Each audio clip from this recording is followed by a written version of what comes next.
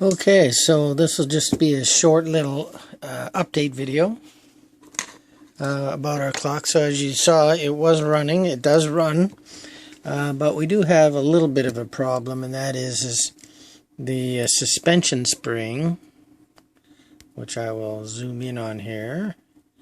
There it is there. That's the suspension spring, and it's bent, as you can see. So I've ordered a new one, so I'm not going to...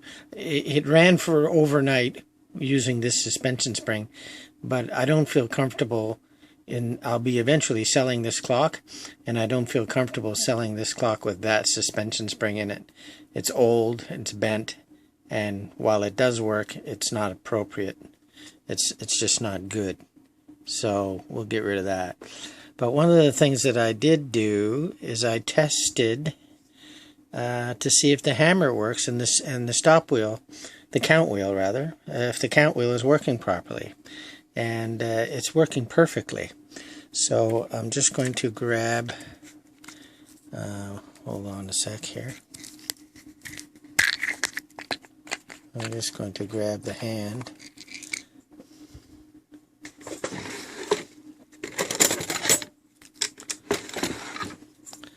The minute hand out of here.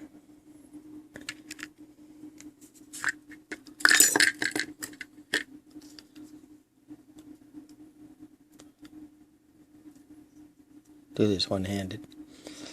And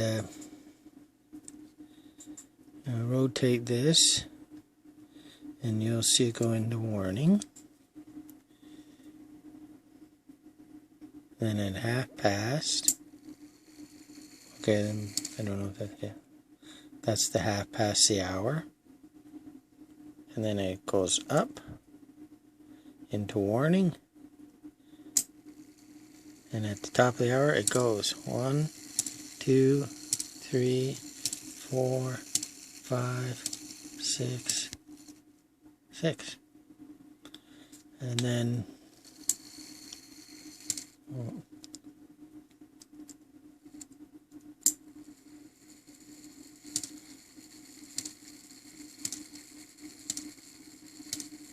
6, 7. Something went wrong there.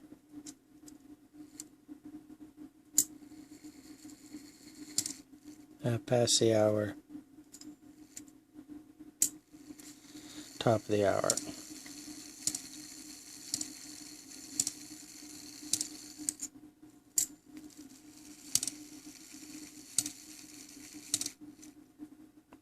That was 8.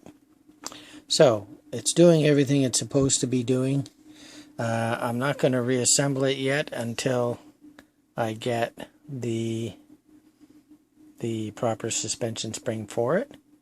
And then I'll put everything back in. I'll put it back in the dial back on. And put it back in the clock. But as you can see, when it's running by itself like that, it's in good beat.